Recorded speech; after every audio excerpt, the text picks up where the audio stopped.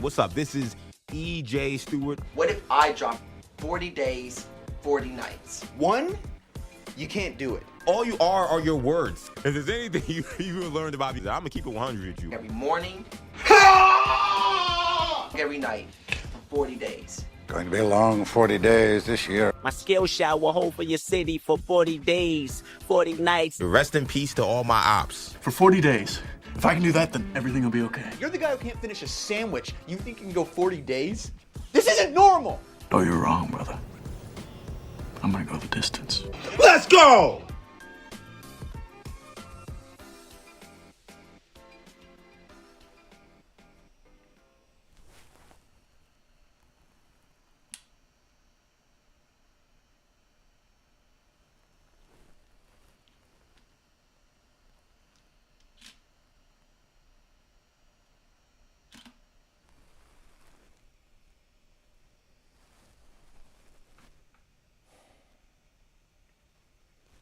Of course, we'd have some camera difficulties after what happened last night with the Miami Hurricanes.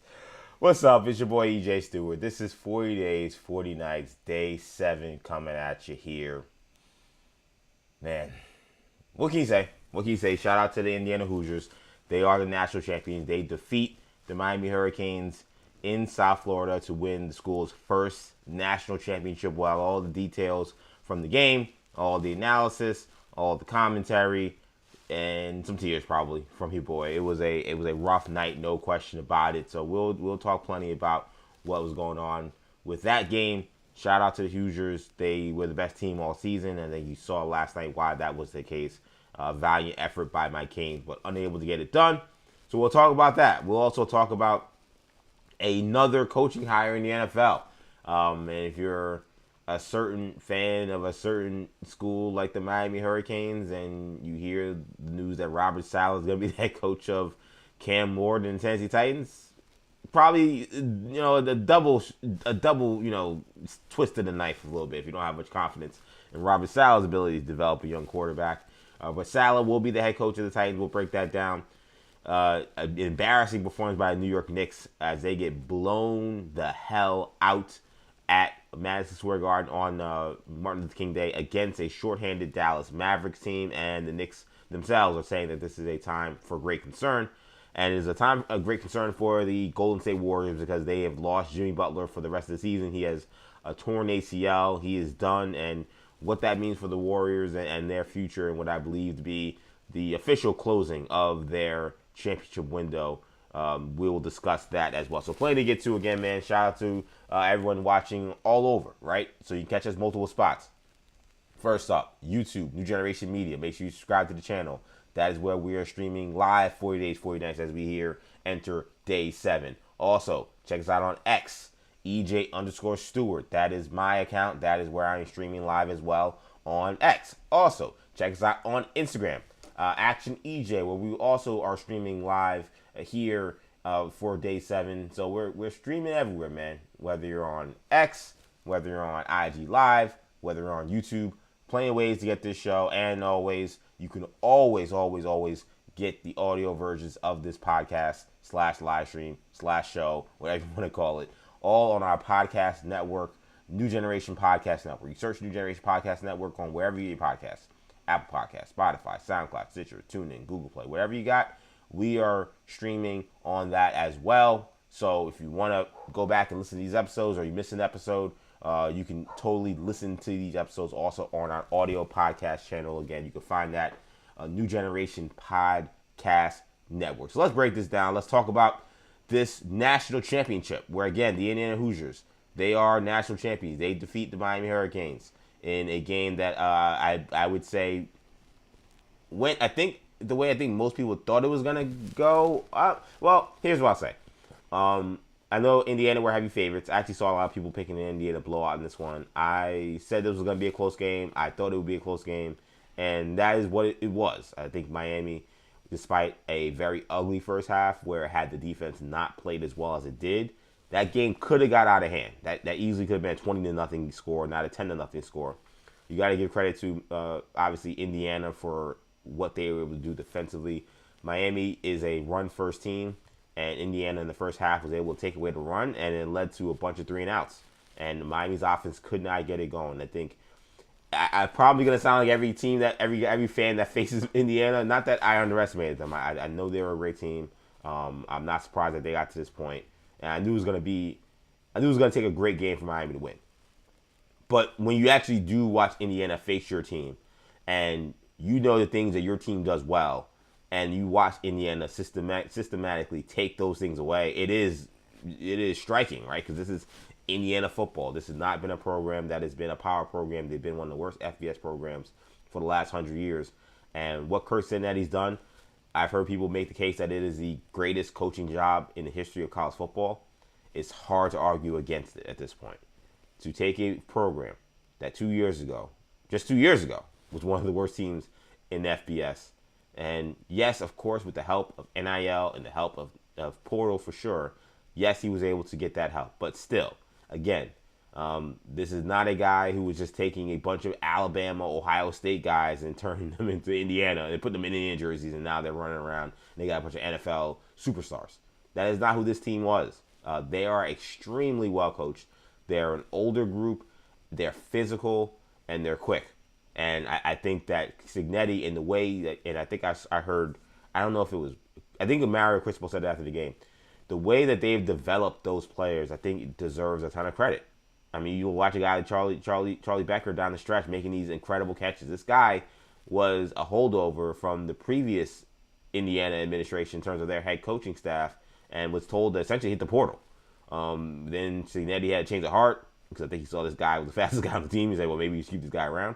But again, this guy was a special teams guy. But how he has worked, and I've heard Fernando Mendoza talk about the work they've done on back shoulder fades all throughout the offseason in training camp and then coming into this season. He got his number called midway through the year when Surratt got hurt, and he's been ready, and he was money last night. He, along with Cooper, along with Surratt, those guys are they have great synergy. They're really good receivers. But again, the way Kurt Cignetti and that coaching staff has developed these guys, the coaching on this coaching staff is incredible, man. Again, they just deserve all the credit. There's no smoke, no beef I have really with obviously what they've done. Cignetti crying about Fernando Mendoza getting hit got a little excessive at a certain point. Even after they won, he's still complaining. It's all right, bro, relax. It's a football game. It's physical. Guys are going to take hits. Your quarterbacks are holding the entire game, not calling anything. Like, he was crying about this the whole game. Outside of that, though, I thought Cignetti, he's comported himself as a real leader of young men. He's, again, a great football coach. And the way I watched that game, and I'll say a ton about the Miami Hurricanes. I want to be fair to Indiana. I know, obviously, you're coming to my show. You know I'm a Miami Hurricane fan. Had this been a Miami Hurricane win, I'd have the Sean Taylor jersey. I'd have the championship hat. I'd have all the goods coming up, all the props needed to celebrate a Miami Hurricanes national championship. But to do this show justice and to do Indiana justice, they deserve a full analysis and full credit for what they've been able to do. Again, the way that they have developed these guys, these 3-star guys, 2-star guys, James Madison guys. Again, we talk about, they went into the portal and they bought their team. And they're getting guys from James Madison. These are guys that Ohio State wasn't knocking on their door. Miami wasn't knocking on their door. And some of these kids wanted to make it clear that Miami wasn't knocking on their door. I saw Sharp, who made the game-winning interception, talking about that. We heard Fernando Mendoza talking about that. They didn't have Notre Dame walking down their door. They didn't have these guys, these power programs that typically have, quote-unquote, the best players. These transfers they didn't have those guys. This is, again, a mostly team for guys previously from James Madison, and they've been coached up in a way that it can only be described as miraculous. This is a miraculous turnaround. And on Fernando Mendoza, one of those transfers, obviously, this one from Cal, the loss is somewhat, I don't want to say more painful, but you know how it's like in wrestling we call this long-term booking. And I feel like Fernando Mendoza's rise as a superstar talent and a future number 1 pick in the draft, and maybe a future NFL superstar, who knows. I feel like I've watched this thing in slow motion, and it all started with me wanting to watch Cam Coleman 2 years ago.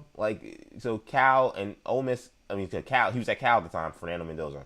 I think it was the first week. They started the year at Auburn, And on first week you're trying to get eyeballs on as many teams as possible, as many players as possible, particularly some of these young freshman phenoms. Everybody can talk about how great this wide receiver class was, and it still is. And Cam Coleman's going to be a huge impact player this year, or rather next year.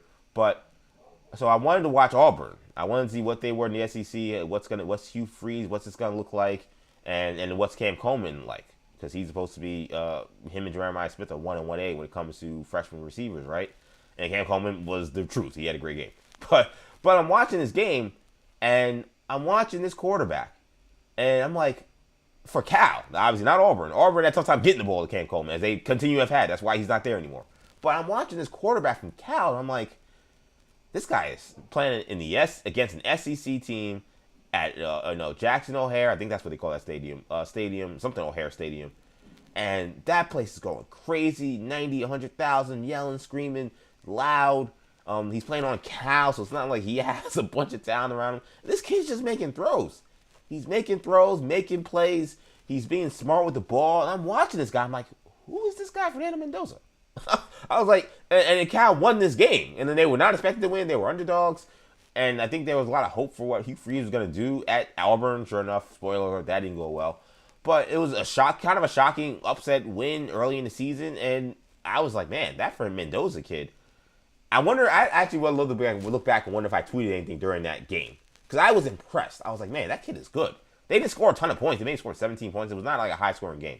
But like Auburn's defense always is tough, and they were tough that year. And this kid playing at Cal, throwing the ball around, I'm like, who is this guy? Look him up. He's from Miami. I'm like, wow, this guy's from Miami. Okay, interesting. I guess the Canes weren't in on his recruitment, but shout out to him. I saw he was not a high recruiter or anything, but he was doing his thing.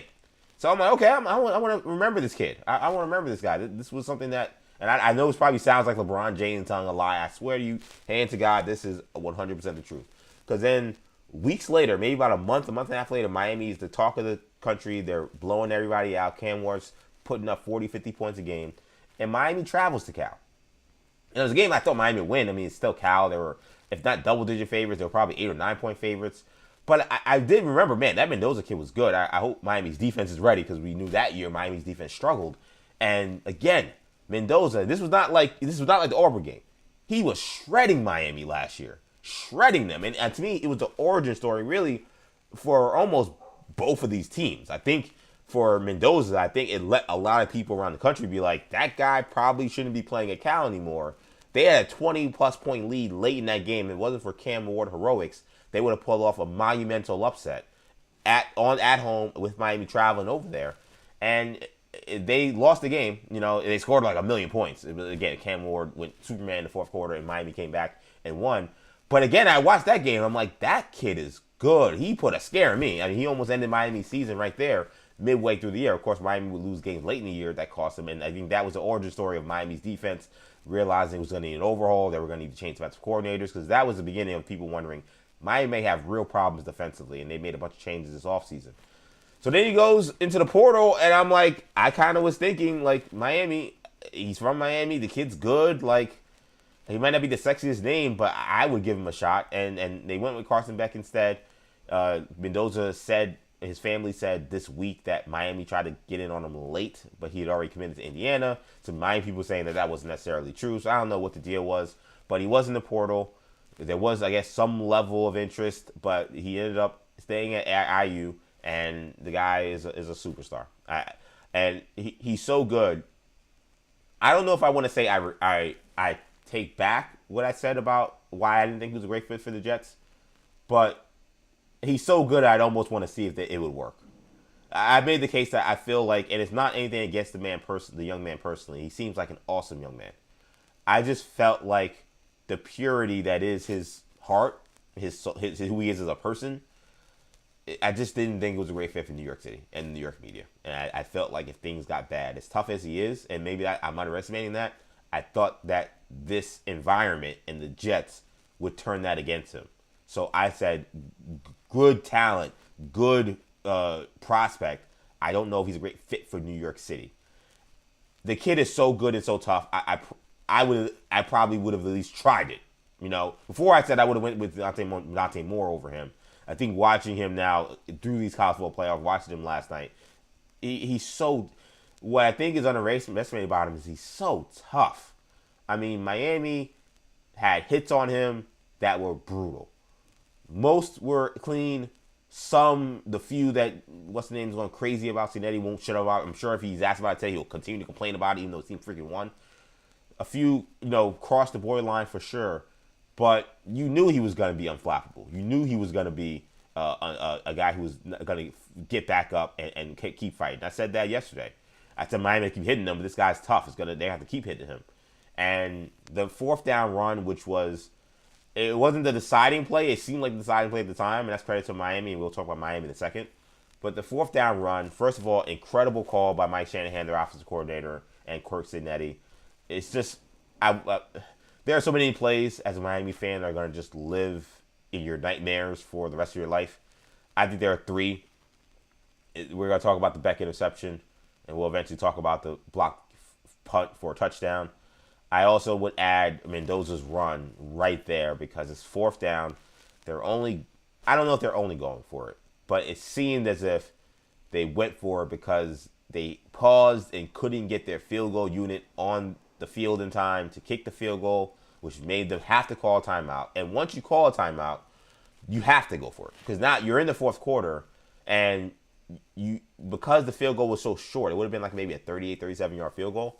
Because the field goal was so short, it didn't make sense to call a timeout to then kick a field goal. You would just take the 5-yard penalty and then kick it. So once you call the timeout, whether you want to or not, you got to go for it, which was the right move by Signetti. And to make that call to go a QB draw for a kid who's not, I know we joke about, white quarterbacks and obviously he's, of course, Cuban Latino, but, we talk about the sneaky athleticism. He is someone that definitely qualifies in that sneaky athleticism bowl because he's not someone who is super fast, super twitchy, but he can run a little bit, and he runs with toughness, and he puts his body on the line. And that's what he did on that play, and he dives into the end zone, and what as many people are saying was a Heisman moment after he's already run the Heisman. I mean, it was like a movie. It looked like something. A lot of these moments from this game felt like a movie. I actually texted that to my brother right before Chris Fowler, the announcer for ESPN, had said, this is movie-like when Carson Beck is about to go on a drive to, kind of cement what his legacy is going to be college football. Here was Mendoza talking about, I believe this is him talking, yes, this is him talking about the fourth down run.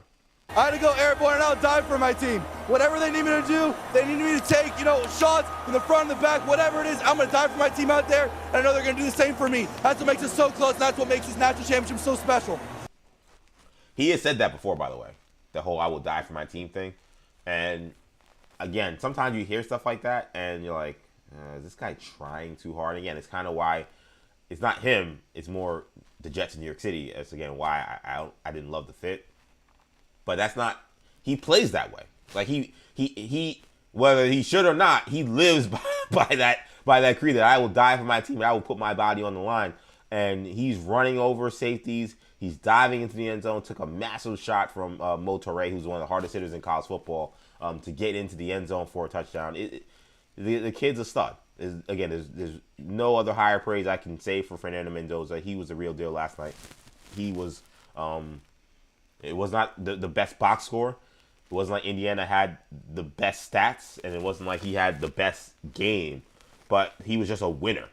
And I think Miami, we'll talk about Miami's game, but I think the position they end up being in, having the ball with your hands, one score game, that was the kind of game Miami wanted to get Indiana in, and they got into that kind of game, and they were able to close. And part of that is due to their quarterback, who's an absolute stud. He deserves to be the number one pick.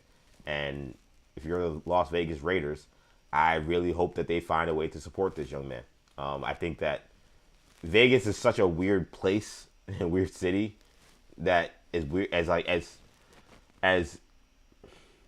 sometimes awkward as he comes off. They may just embrace that, like that. It actually maybe end up being kind of a weird perfect fit.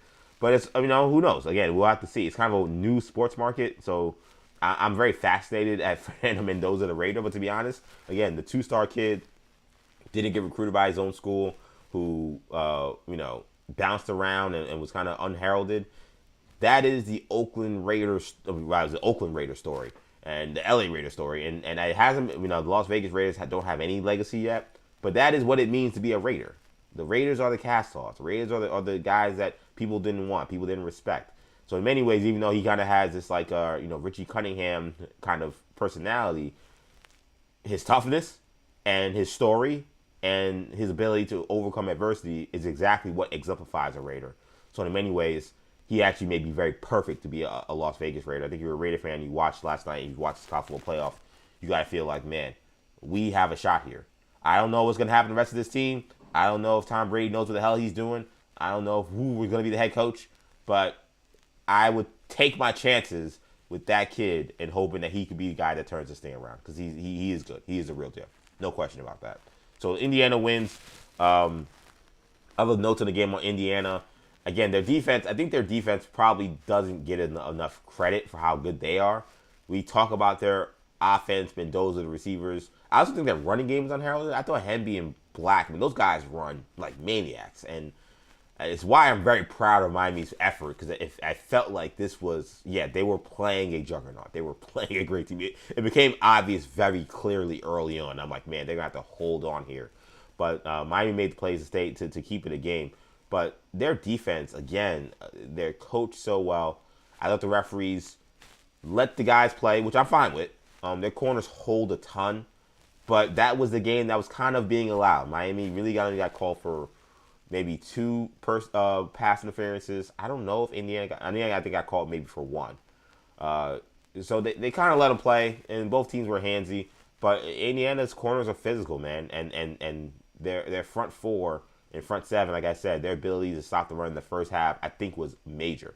They really didn't stop the run in the second half that much, but having Miami have to play catch-up took Miami out of their element and was going to make it a difficult game for Miami to win. So, again, their defense was awesome. I thought that they didn't really get the pass rush that I was kind of fearing. Miami's offensive line held up in that regard, but Miami's offensive line couldn't get consistent push in the running game, especially in the first half. They got no push, and that was a big reason why Indiana was able to hold on. And just on Miami real quick, because I know folks who listen to me talk about the Canes and know my fandom want to know how I feel about this loss. I will say this, man, and I texted my brother this during the game, not knowing how the game was going to end. This Miami team may have more heart than any team I've ever watched. And yes, I've watched 2 teams go to a national title, and I'm not saying those teams obviously didn't have heart. But those teams had unreal talent. Those teams had, like, USC Reggie Bush type talent, like Florida with Urban Meyer talent, like Alabama and Nick Saban era talent, like LSU, Eddie Orgeron that one year, 2019, or whatever that was, 2020, whatever that was, talent. This team obviously doesn't have that kind of talent. So I can't, it's judging them compared to 01 and 02 is hard for me. I'm just going off of they have a lot of talent. They got at least 2 first-round picks, obviously, with your left tackle, with your right tackle, and CC Mavinoa and Ruby Main, defensive end. I think we'll see where Mesidor goes. He's an older prospect, but he's obviously, you saw, he's really good. They have good players. They have very good players, but it's not Miami that those years had 6, 7 first-round picks. It was different. Just in terms of just pure heart, just pure grit, pure toughness. I've never seen a Miami team that has this kind of toughness, this kind of grit, and this kind of ability to stand up to adversity. They deserve a ton of credit. Most teams would have gotten completely blown out by that Indiana team with how they started that game. And most teams have. Indiana has blown out almost every opponent that they have faced all season. And the only team they really didn't blow out were Penn State on the road, Ohio State in a game that was essentially a neutral site game, a Big Ten championship, and then this one. You can make the case that Miami played Indiana as well as anybody. The fact that the Canes were able to do that and still played a completely imperfect game shows, I think, just they made up for that with just pure grit, pure toughness, pure never quit attitude. There were so many moments in this game that I thought that that the game was turned for good. Again, blocked field goal for a punt for a touchdown. You feel like, all right, this could be it. The Fernando Mendoza touchdown, you feel like, okay, this could be it. And they kept coming back, and they kept having an opportunity. And, they get a stop late thanks to a uncharacteristic false start on Indiana that pushes them back, that doesn't allow them to get in position to get a first down to seal the game. And then they have to kick a field goal, which gave Miami the ball back. they just got a lot of toughness, man. And I'm proud of this team. They brought more life to me, more fun for me as a Miami Hurricane fan than I've had in 20 plus years, by far, not even close. So these kids and young men, Malachi Tony, Mark Fletcher, Ruben Bain, CeCe Maui Noah, Akeem Mesidor, Mo Toure, Wesley Basaint, Keontae Scott, OJ Federic, who I was CJ Daniels, Keelan Marion, Carson Beck, and we'll talk about him, but Carson Beck totally in that class. All those young men, Jacoby Thomas, and obviously Poyser as well, Zachariah Poyser, and anybody else I forgot. I mean, and then of course the coaching staff led by Mario Cristobal. All I can do is salute you guys. You guys, they fought like hell. They laid it all on the line, and again, they brought a level of respect back to the U that has not been there, and they did it through they did it the hard way, man. They did it with crazy grit to lose those games midseason to SMU and to Louisville, where it seems like your season's over, and to battle back and have the focus and have the mental fortitude to fix those mistakes and continue to get better as the season went on, to then go on those wins, beating A&M on the road, beating Ohio State in the Cotton Bowl, beating obviously Ole Miss in the Sugar Bowl, in the Fiesta Bowl. It's a testament to what they've been able to accomplish. What I'll say about the loss is watching them.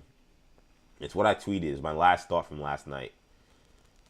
For the toughness and the heart that Mario Cristobal has instilled in this team, I also hope that they find a way to instill the level of discipline and execution that you saw on the other side with Indiana.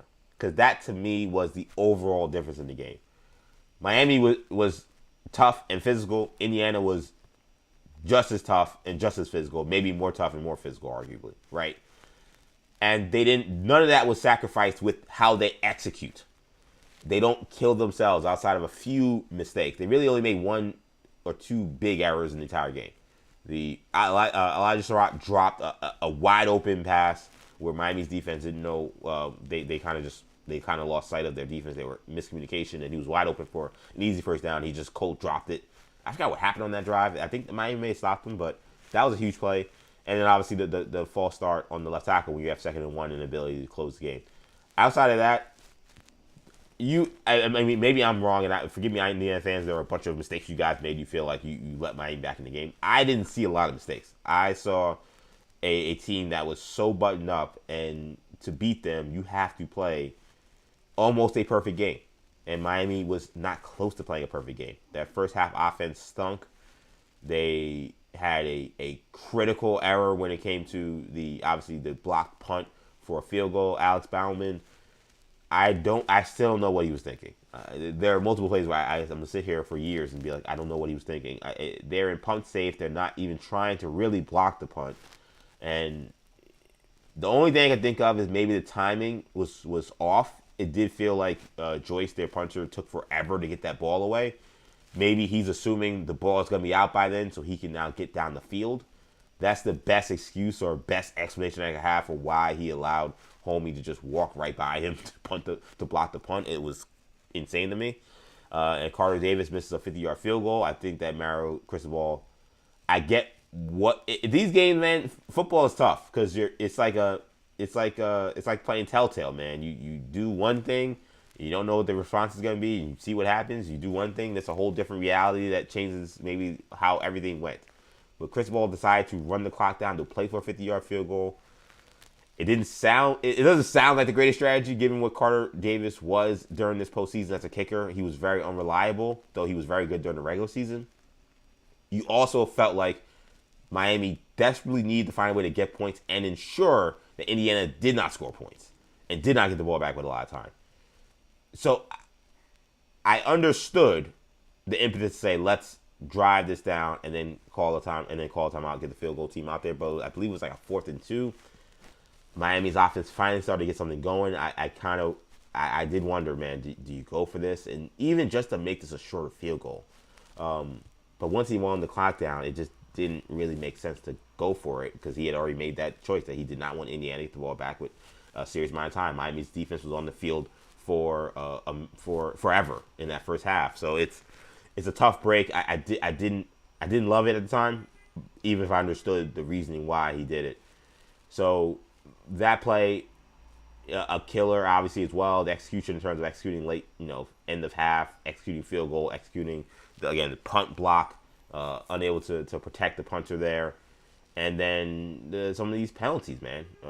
The penalties, they were one of the most penalized teams in college football. It rung its ugly head yesterday. They had some crucial penalties, jumping off sides on a key third down that shortened the third down, allowed them to shorten their completion ability to get a first down. They ended up running on third down to get it. The O.J. Frederick had a pass interference on a third down as well, and that was, it was a pass interference. I feel like these guys, again, were holding all night, and to call that there, I'm like, they didn't call any the rest of the game. So I'm like, why are you calling a pass interference? They didn't call one before then. They didn't call one after then, essentially, except for one, I think, on both Indiana and one on Miami. But otherwise, it was like they were letting these guys play. I'm like, let them play, man. But the penalties, the mistakes, those mental mistakes, it's been kind of Miami's bugaboo, not just this year. It's been for the last 20 years that they consistently are one of the most penalized teams, one of the most undisciplined teams. And last night, that kind of was my takeaway, was like, I love this fight, I love this grit, I love this toughness. And there is no ability for Miami to get back to, quote-unquote, being back to the U like they were if they don't instill that. I also don't think they can truly win a championship if they don't figure that stuff out. Figure the mental errors, figure the execution errors, figure the coaching errors. And that is my only kind of hope for this team and this program moving forward. You get the ball with a chance to win. And this, by the way, before I get to back, there were some Herculean efforts to get them back in this game. Again, Bain and Mesidor took over in the second half. And then Mark Fletcher, who continues to be I tweeted, skyrocketed up the list of Miami all-time greats. And I don't know if he would have even been listed before this playoff. We all love Mark Fletcher. He's a leader. He's been a leader since he got there as a freshman, and he's a junior, obviously. But like, he's been, by all accounts, a great character guy. He's from the city, so we all love Mark Fletcher. But I don't think anybody was looking at Mark Fletcher and saying, "Oh, this guy's a Miami legend." He's a Miami legend now. I mean, getting things started with that long run, he was running physical in the second half. That really turned the tide that allowed Miami to start to move the ball a little bit. He was phenomenal down the stretch. Malachi Toney, nothing more I can say about baby Jesus. I mean, this guy is one of the best recruits Miami has brought in the last, again, 20-plus years. How this guy was a 3-star, I don't understand. I saw Stu Gatz from Dan Le Batard's show in Fox Sports Radio say, if you got this kid as a 3-star throughout your damn system, you don't know what the hell you're doing. Because for a freshman to have the impact that he had on this season and in this game, keeping Miami in this game with his big time playmaking ability, he's a special guy. So there are a lot of special efforts, and Carson Beck also made plays to get them back in this game. The last drive, Miami gets the ball in Indiana territory, and I thought Greg McElroy made an excellent point on SVP prior to being thrown off the set because Fernando Mendoza was standing right behind him. They had to get Fernando Mendoza on there. But I thought he made a point that I haven't really heard anybody else talk about that I think was a crucial part in this game. Miami's driving. They're moving the ball well. And they just completed a first down. And Kurt Cignetti calls a timeout. At this point, Miami has 0 timeouts, so they can't stop the clock unless they get out of bounds or get a first down to just like temporarily stop the clock in order to, then make a play while the clock runs or once the chains are set. But Kurt Cignetti called a timeout. And I think it was because his defense was starting to look tired, starting to look a little frazzled. They were giving up big plays, and he called a timeout, and it settled them down. They got to get to the look that they wanted, and the next play they get the interception. Was it luck? Was it just happenstance? Would it have happened anyway? I have no idea. I would assume that once you call a timeout, Miami probably goes to a different play than what they had in their 2-minute offense look, because now they can run a play without the clock running. So I don't know if that play even gets called from Shannon Dawson and Carson Beck makes that throw, because it may not even be available had Kurt Cignetti not called that timeout. So it was a brilliant timeout, even though it stopped the clock for Miami. I was thinking, oh man, good, stop the clock. We can now get a good play call in here and not just be running whatever our 2-minute offense is and see what happened. And again, end up backfiring on Miami because they call a shot play. I've watched this play now 100 times. I can't begin to tell you what Carson Beck was doing. I'll let Carson Beck speak for himself on the interception like that sealed the win for the Hoosiers. The guy made a really good play. They're in cover 2, and he sunk with no flat threat, and made a really good play on the ball. So again, a lot of credit to them and their defense. They played really, really well tonight. And again, obviously in the moment, you react, and that's what happened. He made a really good play on it. You can sit back and think of every if, and, or but situation after, but that's what happened, and it sucks, but it's going to sting for a while. It's definitely going to sting. So he's saying that essentially he saw cover 2. He wanted to go over the top. He mentions that there's no flat threat, which is I don't sometimes want to get too insider football here, but essentially if the team is running cover 2 in the corner who made the play, Sharp has the flat. He has anybody that's in front of him, 5 yards or in or 10 yards or in. The play that Miami ran, no one was in that area. So he has no responsibility, which allows him to play the deep ball and purely just look at the quarterback. He doesn't even have to play the receiver because he knows he has safety help. If you're Carson Beck and there's no flat threat, why are you making that throw? Now, I'll be honest, I've watched this play 100 times. Malachi Tony probably is his other option there, but even that was kind of covered. There really wasn't a lot there. I hate this design. I hate this play call. I hate everything about this. Because to me, it's like if you're calling for a shot, it almost looks like a play you have to run on man-to-man. It doesn't seem like a play you could run on a cover 2. Because if he's got safety help and there's nobody underneath to make Sharp come up, then there really is no angle for Beck to make that throw unless he's tried. And maybe this is him just being a gunslinger, but he has to drop back and throw a seed. And I saw someone mention like a Brett Favre, Patrick Mahomes type seed over the top of the corner, more towards the sideline. The throw wasn't even close. Marion says that there might have been some miscommunication where he thought maybe he wasn't looking for the ball. So he gave them no chance because he wasn't looking for the ball. But I think part of that was because he saw the coverage. So he's like, I'm not getting this ball. There's no way you can fit this ball through here.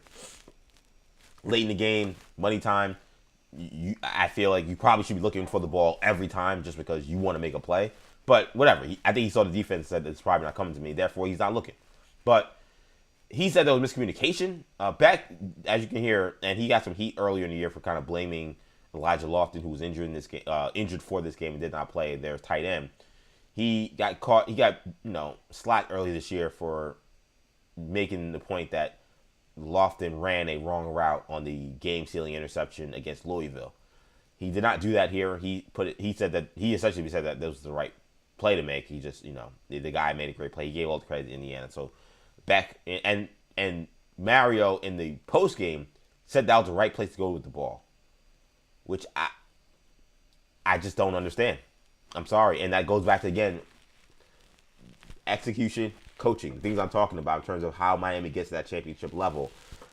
You hear those things and you question, there was nothing there. The guy is not open. The safety's coming over. I mean, if he's Jeremiah Smith, maybe he runs up and just makes a circus catch. Marion had an awesome game in the Ole Miss game. He obviously wasn't that great last night. He's not Jeremiah Smith, or he's not like Randy Moss. He's not a guy you just throw the ball up to and see if he can make a play. He almost made a great catch earlier. I don't know if it was on that drive. I think it was a drive prior when they did end up scoring a touchdown.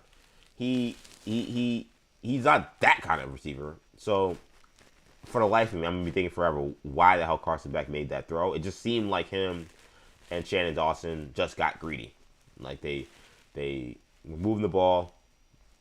They had time. It wasn't like they had an eternity. 48 seconds with no timeouts is not an eternity from your own 45-yard line, or rather from Indiana's 45-yard line. But you did have time to still throw the ball over the middle.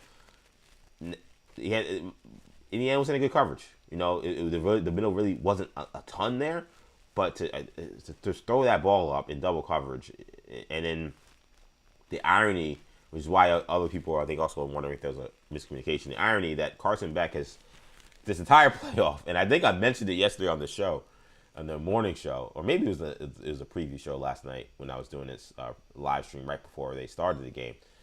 Beck had overthrown deep shots down the sideline for a lot of this season, and particularly during this playoff. There were plenty of shots Miami had taken down the field that he just missed, overthrowing people. And the irony is, he overthrows Marion there.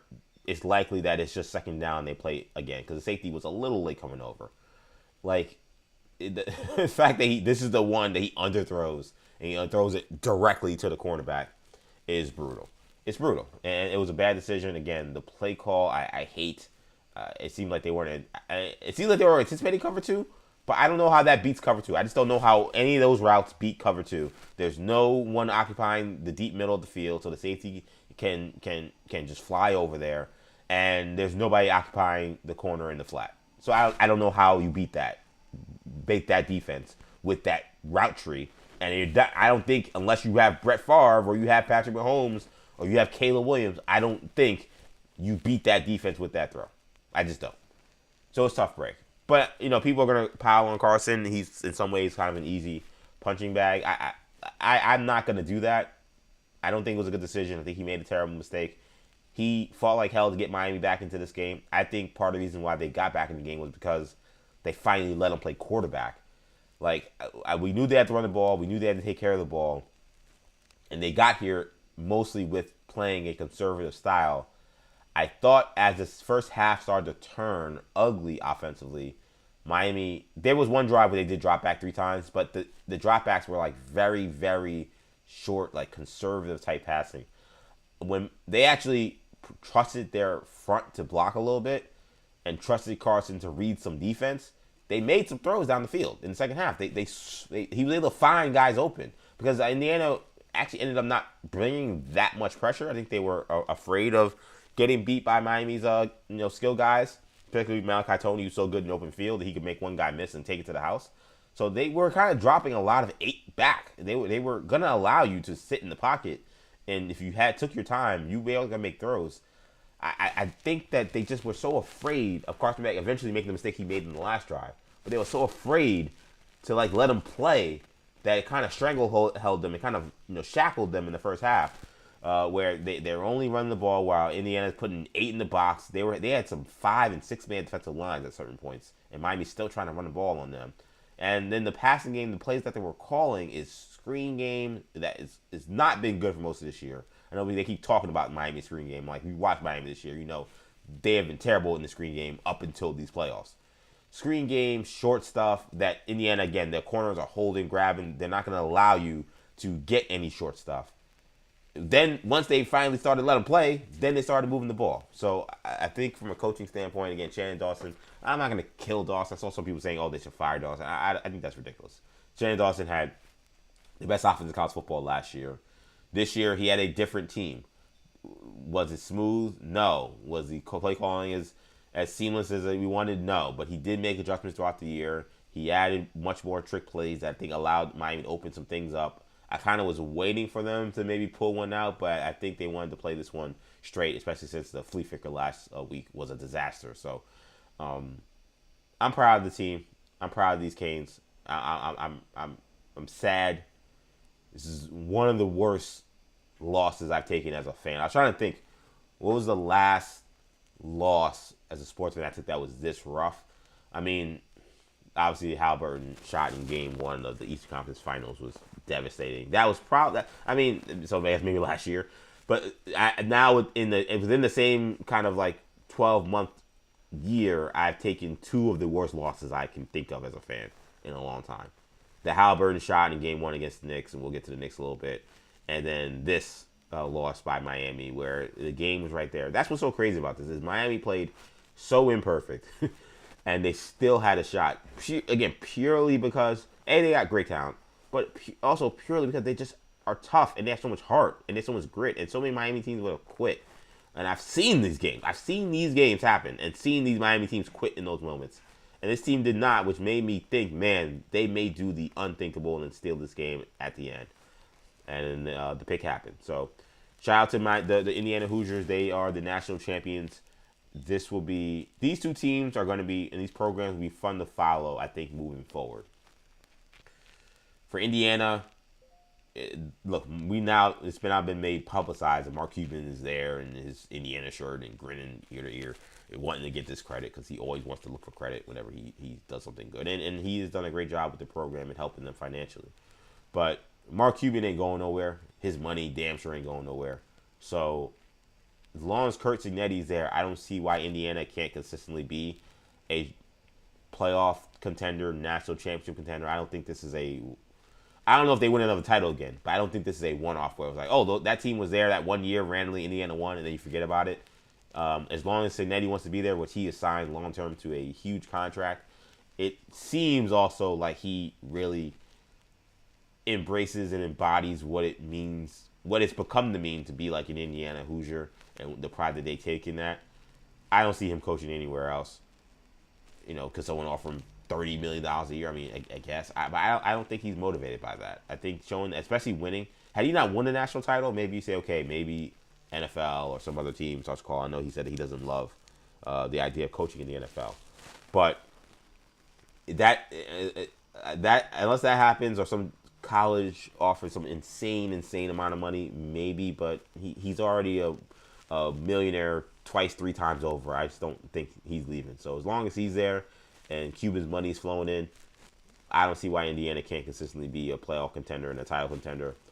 And for Miami, I feel like things have changed, and I feel like this is the beginning of them being a relevant program at the playoff caliber level. We have now 2 years in a row where they've been there essentially. Last year they just missed it. This year they barely made it, and they made it all the way to the national title game. So Mario Cristobal is doing the right things to keep Miami where they are at this point. I still, again, need to see just some of those execution things ironed out to fully believe that they're going to be able to win a national championship. Because whenever you get to this game, this title game, especially during this playoff, where it's this gauntlet, you're just always going to be facing an excellent opponent. Like the BCS era and the previous college football era, maybe not quite as much, but definitely again the BCS era and the previous college football era where it was just 4 teams. There was a chance you may face a lemon. Like there was a chance you may face a TCU when they're not all that great and Michigan just rolled them. There's a chance you could face a Notre Dame with Manti Te'o and his fake girlfriend and Brian Kelly. There's a chance that there's a team who had a great regular season and did a good job and did a lot of things that were positive for the program. But there's an opportunity there where they could find their way in the championship that when in reality there are a lot of flaws and there's a bad matchup and you can just smoke them. And to be fair, Miami ran the gauntlet to get to this point. But reason why I bring that up though is because you're not going to get pretenders at this stage of college football playoff anymore. It's not going to happen. It's kind of like Notre Dame last year. Like Notre Dame did all these great things to get to this point, and for them, it was the inability to consistently make big plays and consistently be able to compete at that Ohio State level. Like you're going to have to beat excellent teams to win national titles now. Excellent teams, not this team is a nice little plucky story, and they're the little engine that could, and then you can go into the BCS championship game and blow them out. That's just not happening anymore. Like to beat these teams, you got to play excellent football for 3 or 4 weeks in a row, and Miami's close. They're not far away, which is why I think I have hope. But I'm not gonna lie to you and say, we're definitely gonna win a title. There are plenty of Miami fans that are gonna beat their chest and tell you, it's just the beginning, and they're gonna win championships.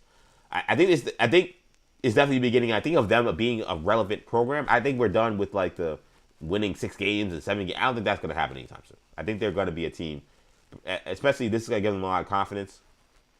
Especially I think going through an ACC that continues to be a bugaboo for them where they can't win the conference. Going through this, I think will let them understand where they belong among the great programs of college football, and I think they'll be able to handle their regular season schedule much better than they have in recent years. But again, execution, attention to detail, coaching, decision making, like those things just need to be tightened up just a little bit more.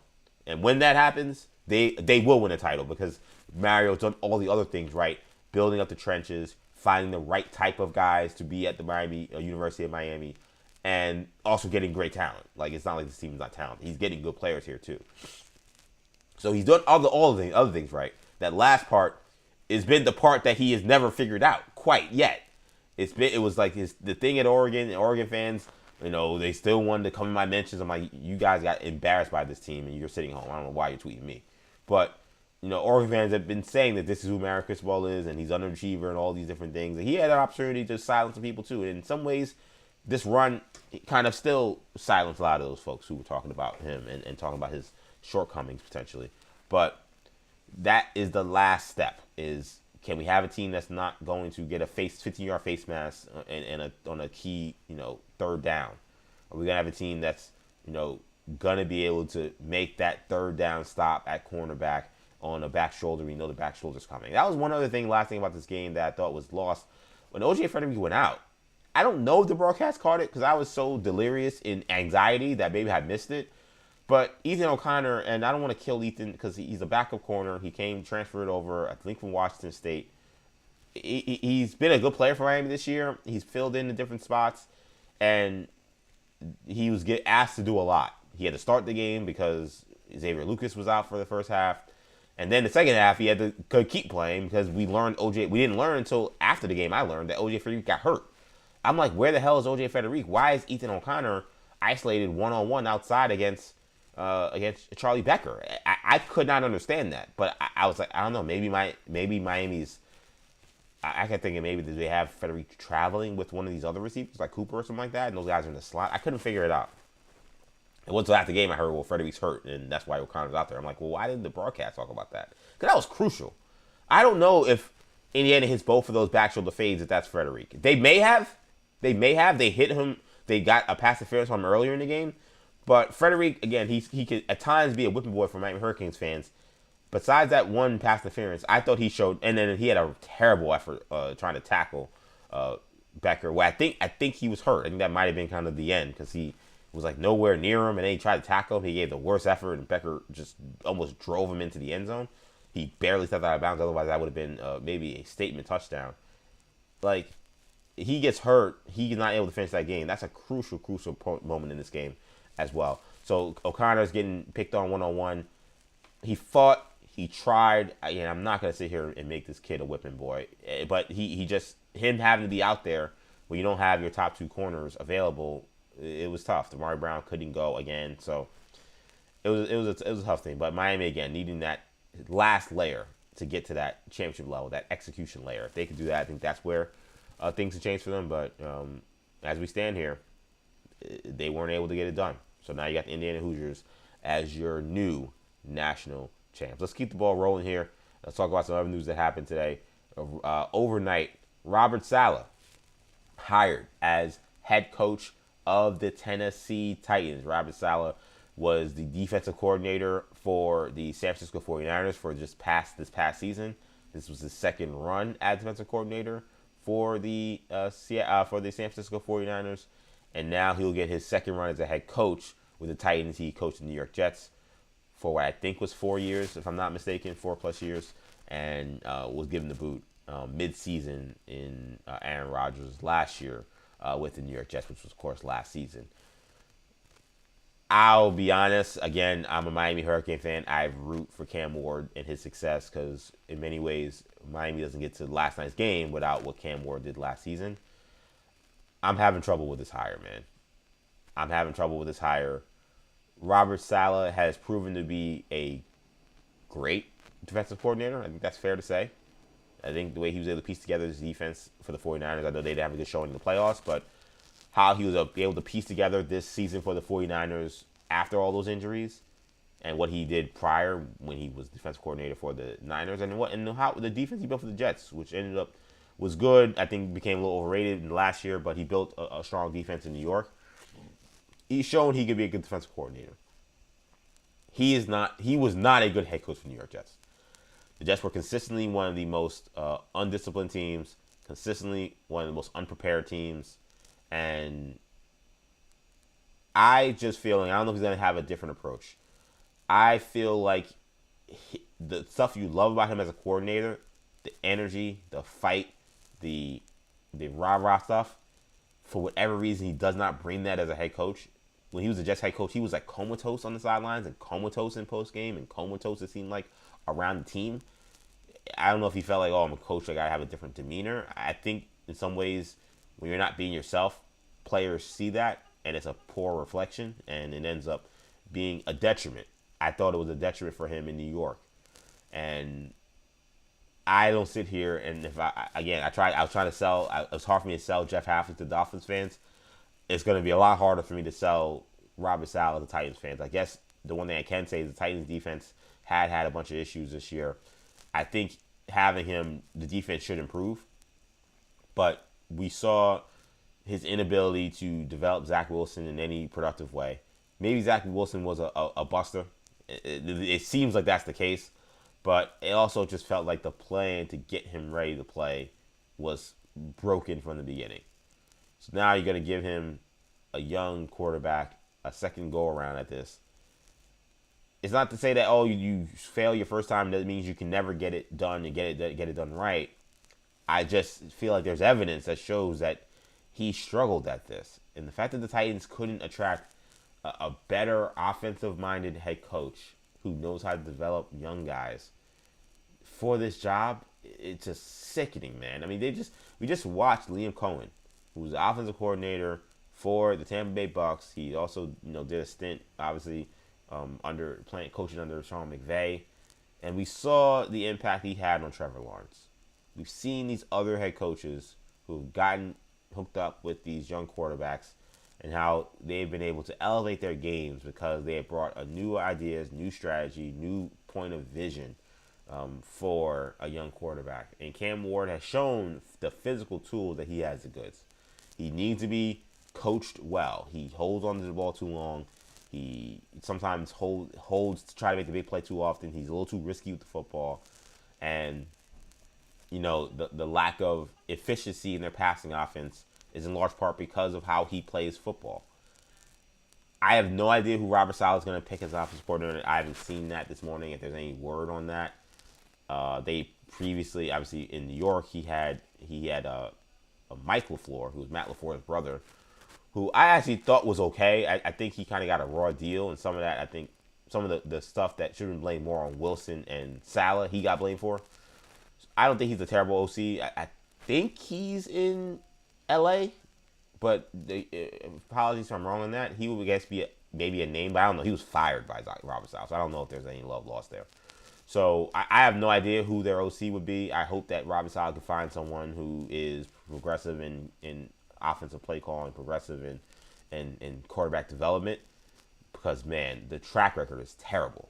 There is no good track record for what Robert Saleh did with offensive football for the Tennessee Titans. And to me, this is my belief when you're team building in the NFL.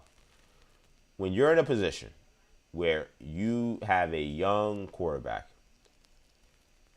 any move that is made that is kind of the scales tipped towards ensuring that quarterback's development goes smoothly is a good move.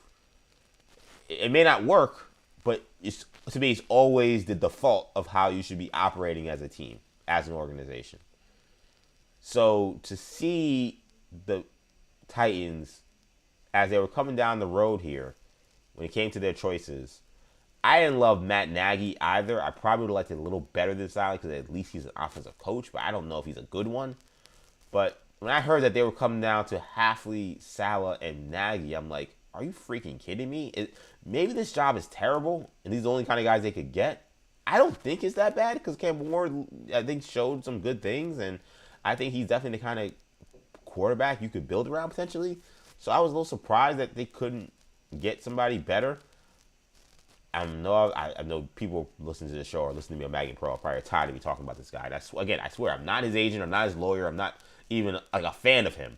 But again, I don't understand why Mike McCarthy, maybe he's the guy in Pittsburgh. I know Pittsburgh is interviewing him, was interested in interviewing him. I don't know why he seemed like a much better candidate than these guys that they were talking to. I'm not saying the guy's Vince Lombardi, but he couldn't get a job over Robert Saleh and Jeff Hafley and especially Matt Nagy. I do not understand that. Maybe his interview was terrible. I don't know. But again, trying to sell Robert Saleh to the Titans fans, I can't do it. I can't do it in good faith. It is not. I have no beef or hatred with Robert Saleh. I know maybe this is Maggie Perloff baggage. There's always, anytime I talk about a former Jet and stuff, like Perloff, my good friend, will always say, "Oh, you're saying that because you're just Jet." No, I don't have hatred for people who leave the Jets. I'm just telling you like it is. I'd say Zach Wilson's never going to be good. Oh, you say that because you're a Jet. I'm like, no, I watched him. It's not, if I thought he'd be good, I'd say, I think he could be really good. I don't think he's any good. Same thing with Saleh. I think he's a good defensive coach. I think Tennessee's defense will probably improve.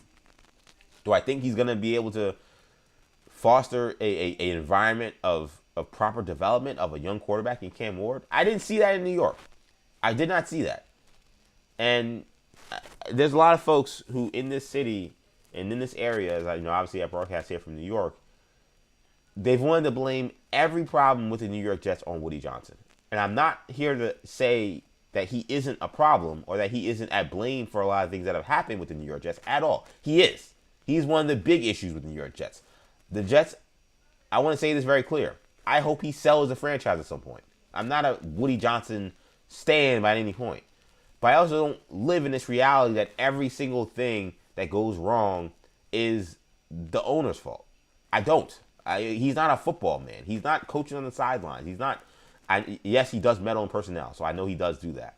But he's not making every personnel call. He's not telling the Jets who to draft every single play or sign every single guy. He's not. And there are a lot of people in the Jet orbit and people with who follow this team who will say, "Oh, see, look what Robert Saleh did as the defensive coordinator with the 49ers. He was already a good defensive coordinator. We already knew that." And they're using what he did this year as a way to be like, "Oh, see, he got away from the Jets and now he's having success." No, he has Kyle Shanahan calling plays for him offensively, and that's why he's having success. We knew he could coach defense. He can call defense, which he did with New York, but he couldn't develop an offense. So now he went to a team that had a good offense and S-tier play caller. And now, yes, he's having success because he doesn't have to worry about the offense. That's not an indication that somehow the Jets screwed up or he was given a raw deal or this is a Woody Johnson problem. This shows that Woody Johnson screwed this up. It wasn't on Robert Saleh at all. Same thing with the personnel. Like people have been talking about, Joe Douglas, he should get another job, or some of the things that have happened since. It shows you that Joe Douglas wasn't a problem. No, Joe Douglas was a problem. Joe Douglas drafted Zach Wilson. I don't care. Yes, Woody Johnson's to blame too. You can totally blame Woody Johnson, but that is on his ledger.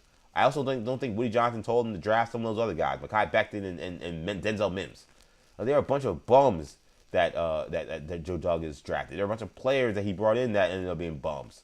I can't do it with the blaming everything that happened in New York on Woody Johnson. I'm not doing it. Yes, he's the blame for a lot of it. And you want to make him the number one blame? Sure, I'm fine with that too. But not all of it. So I sit here and people want to say, "Oh, Robert Saleh, now he's away from New York." And I guarantee you what's going to happen is those same folks, if this doesn't work out, they're going to say, "Well, it's the ownership group. The Abs family, they don't know what they're doing. So, of course, this thing screwed up. It's going to end up being someone else's fault." So I want to be clear. I wish him well, totally. I hope I'm wrong. I want Cam Ward to wear a gold jacket. I want to see him hoist a Super Bowl trophy. Because at the end of the day, he what the guy that he is, it seems like he's the kind of guy that is going to do everything it takes to want to do that. But B, that's a boost for Miami if they have a star quarterback playing currently in the NFL when it comes to recruiting, when it comes to telling transfer portal guys what you can be if you come to Miami. Cam Ward's success is I don't say pivotal, but it's important to Miami. It's important to the program.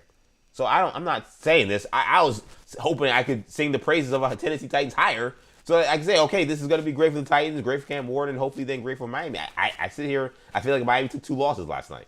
They took a loss on the field in the national title game, and then the guy that is the reason why they got there in many ways. He got saddled with another defensive minded guy. Like I say another. I know he had obviously an offensive coach prior with Callahan and the guy that took over McCoy mid-season. But I'm like I don't see it. I don't see this as a hire that made a lot of sense to me. But we'll see. Hopefully, again, shout out to the Titans. Hopefully they figure that whole situation out. I'm not all that optimistic. I want to talk also about Jimmy Butler, who is out for the season. He tore his ACL last night, so his season is over. It's a brutal loss for the Golden State Warriors. The Warriors, to me, were not serious title contenders. What I will say about the Warriors is they've kind of been doing this song and dance for the last few years where the regular season they kind of half-ass or kind of don't play good, and then they find a way when they need to rev it up to get to the playoffs. And then when they got into the playoffs, they've kind of been a tough out. We saw last year when they beat the Rockets. We saw 2 years ago when they beat the Warriors. So while we can say, "Oh, Warriors are over," and I've been one of those guys, to be clear. Like I'm like they're not going to win a title with this group. They're not like that ship has sailed, but they have been pesky when they've gotten to the playoffs or when it's been time to make a playoff push. So I don't think they were a complete non-factor in the Western Conference, but I don't think they would have won a title with the group that they had. But this, I think, truly kind of closes the book on the Warriors. Anything revolving around even being in the orbit of title contention. And this is, to me, was the risk of them making the trade for Jimmy Butler and trying to go all in on the final years of Steph Curry's, I don't know, I guess you could say prime. He's still really good. At least the very good last few years of Steph Curry being a superstar player. And I think you could probably argue, like, you have to make that decision. You have to make that call when you have an all-time great who's as great as Stephen Curry. I just didn't love the idea of trading Jimmy Butler and then paying him. It wasn't even so much the trade. If he's a lame duck and you use him as a rental, that's fine. But Jimmy Butler signed an extension. I want to make sure I got the extension numbers right on this before I say this. But he was traded essentially with an extension. So he signed a 2-year extension worth $110 million. He's making $54 million for this year. He also has a cap hit of $56 million next year. That's $56 million that essentially is going to be dead cap money for a team that already is above the cap. They may even be near the apron. That's a lot of money for a guy who's 36, going to be 37 now next year. I mean, what are we doing? Now, could that be used as a juicy expiring contract? Maybe. Expiring contracts, I feel like because the NBA free agency has kind of died, because no team has cap space, and just the way the NBA is operating is we're in a different era where this is all about making trades now. You're not going to get stars or difference makers really through free agency.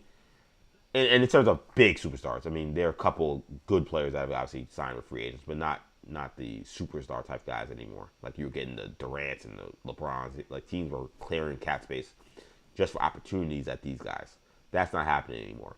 So I don't know if having a $56 million expiring contract is a great situation. The fact that he's hurt will make it easier to kind of keep him around on an expiring contract because they won't have to worry about Jimmy starting to do the Jimmy Butler stuff he typically does when he's unhappy, which is what we saw in Miami. And Miami wasn't going to pay him. He started going ballistic and got himself out of there, which is the same thing he did in Minnesota, right? So this is, and same thing he did, in Chicago. Like this is kind of the Jimmy Butler thing. So the fact that he'll just be injured and you probably won't see him for at least a half of next season will likely make it a lot easier for them not to deal with whatever was going to be a Jimmy Butler expiring year contract kind of situation. So I think if you're the Warriors, that's probably your only hope, is that you're able to find a way to move this contract as an expiring and hope that someone values that. I'd be curious, maybe I can look up really quickly what the Warriors draft chest is in terms of like picks. I don't remember that Jimmy Butler trade well, so forgive me in terms of what they gave up. I don't think they gave up. They gave Andrew Wiggins, obviously. He was definitely one of them. I don't know if they gave up any other assets, and they will have this Jonathan Kuminga thing that gets settled. That's quite ironic that they essentially said, Jonathan Kuminga, you have no home here because you don't listen to the coach and you don't know what you're doing. So we're going to trade you. And he wants to be traded, and there's no relationship, again, according to Shams Charania, which we played that sound last week. But at the same time, okay, your starting small forward goes down, who's an all-star, and you have a guy who definitely has issues in terms of focus and all those things, but he is a walking bucket, and he could probably get you 15 to 18 points a game, you would think, sitting there not getting any burn. Do you play him now? Like, I know he actually sat out a game that they kind of thought was BS because he said he had a sore back or something when I think Jimmy Butler couldn't play or something like that. Does he start to play more games with his health and saying, I'm not going out there now that you guys need me? I don't know. But it seems like the Warriors draft chest is pretty strong. Like, I'm looking here, first round pick they have this year, they have next year's pick, they have 2028, they have 2029. And they don't have one in 30, but they have their pick in 31 and 32. They don't have a lot of second round picks, so that's not really that important. So it doesn't seem like they've really destroyed their chest for any of these draft chests when it comes to any of these trades. So could you attach Jimmy Butler and a lot of first round picks to something that gets you a star player in return? Time will tell. We'll have to see. I think that's the only way out of this. That is the only, and it's not going to happen. I don't believe that happens this trade deadline. I think that's something that probably happens in the offseason, where they go in the offseason and a team that is looking to dump salary. Everyone is talking about Giannis Antetokounmpo, and the money I think would probably match. Seems like that's kind of money Giannis makes. Could you attach all your draft picks and Jimmy Butler and just say, hey, you're not getting any players, but I'm giving you $56 million of cap relief and 4 first round picks, which I think they have enough to do. They have 26, 27. And really, it's got to be every off year. So this would be 26 this offseason. Well, no, I got to flip that because next offseason, this pick would have happened in theory. So if it's after the draft this year, they'd have 27, they'd have 29, they'd have 31. So they'd have at least 3 draft picks they could trade. I assume they have the 2033 pick, but now we're going 8 years into the future, so I don't know. But I would assume they have that pick. So I think they have 4 first-round picks available to trade. That, I think, is the way for them. Maybe I'm trying to talk my way into the Warriors figuring a way out of this Jimmy Butler injury. But it is devastating. No question about it. It is not a good look. And you feel bad for Jimmy. I mean, not that this should have changed anything. And I don't think it like fundamentally, I didn't care about guys getting hurt, and now I do. But being someone who went through a severe sports knee injury, albeit this in the silliest manner of playing a kickball game, a charity event for Deion Dawkins, but tearing my patella tendon, and knowing what the rehab process is like, knowing what going through surgery is like, knowing what all of that stuff, I am still so amazed by all these athletes that really get back on the court or on the field or on the ice or on wherever play surface they play on, and to perform at an elite level. I think these athletes deserve way more credit for that than they probably get. I think we kind of say, oh, you're back, all right, whatever. I'm going to go yell on Twitter about you missing a tackle or you whatever.